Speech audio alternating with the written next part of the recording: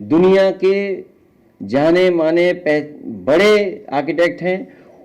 जो म्यूजियम बनेगा, पूरे गोमती की सैर करें तो उन्हें अंदाज़ा लग जाएगा कि कितना मीथेन है उसके अंदर, कितनी बदबू है उसके अंदर। कि सोचिए, नए अधिकारी बने और स्वागत कैसे हुआ किसी थाने में किसी का।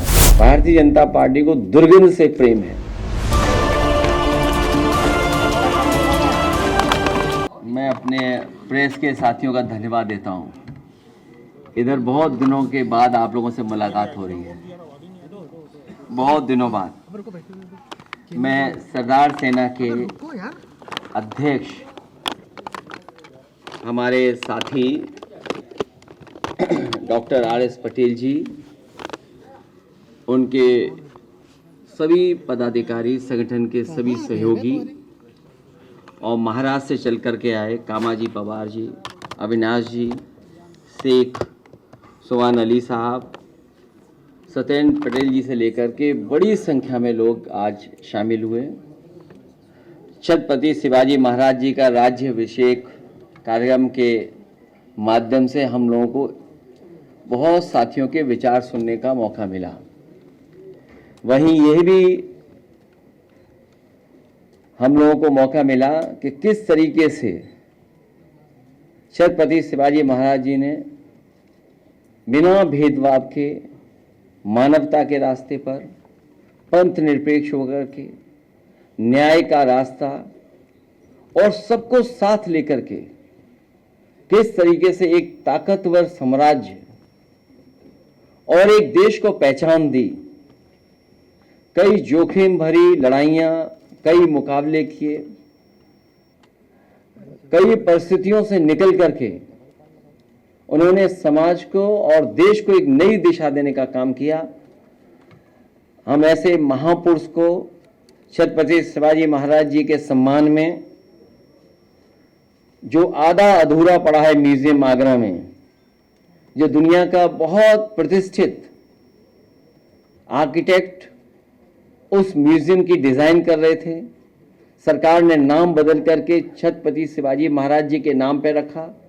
आज हम अपने सभी साथियों को, सरदार सेना के और उनके समाज के लोगों को मैं कहना चाहता हूं कि जिस तरीके से उस म्यूजियम के आर्किटेक्ट दुनिया के जाने माने बड़े आर्किटेक्ट हैं, जो म्यूजियम बनेगा वो भी दुनिया में एक अपनी पहचान बना करके वो म्यूजियम बनाने का काम हम समाजवादी लोग करेंगे।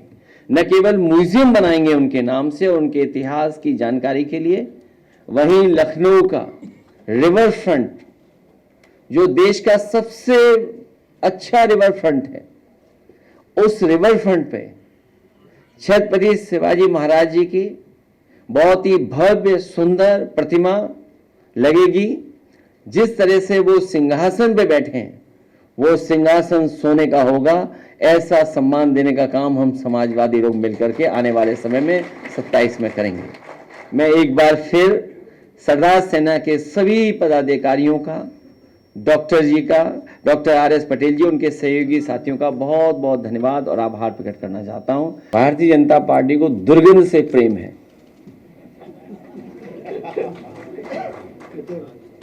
वो हम लोगों पे आरोप लगाते हैं, अगर कभी हम सच बोल दें, सच्चाई सामने रख दें, तो आरोप लगाने लगते हैं कि देखिए ये वो लोग हैं जिन्हें दुर्गंध आ रही है।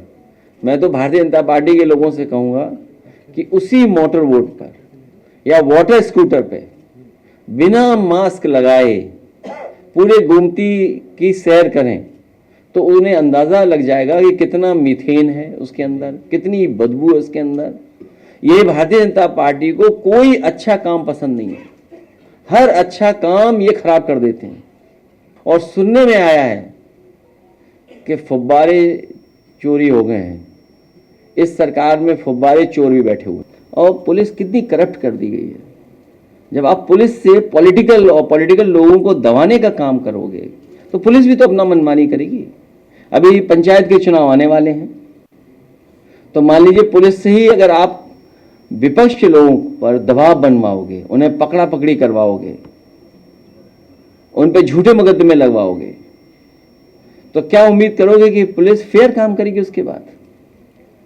और उत्तर प्रदेश तो वो प्रदेश है जहां पर पुलिस पुलिस को पकड़ रही है, पुलिस पुलिस पे एफआईआर लिखा रही है। कई घटनाओं की तो आपको और हमको ही सच्चाई नहीं पता है कि सोचिए नए अधिकारी बने और स्वागत कैसे हुआ किसी थाने में किसी का, सोचिए आप। सुनने में आई कि कोई बड़ी घटना हुई है लखनऊ में, तो अगर पुलिस को आप इतना अधिकार दे दोगे, अधिकार होना जरूरी है, लेकिन जब आप उससे पॉलिटिकल काम लोगे, गलत काम कराओगे, तो गलत आपके साथ भी होगा। देखिए, हालांकि मैं ऐसी बात कह दूं जिससे हम पे भी, हमारे भी मुकदमे दर्ज हो जाएं।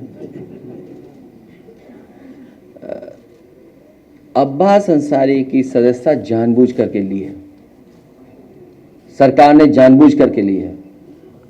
और अगर इन्हीं स्टेटमेंट्स पे किसी की सदस्यता ली जा सकती है, तो इसके सरकार के बैठे हुए लोग क्या बोल रहे हैं? क्या मेरा डीएनए याद दिलाएंगे वो लोग?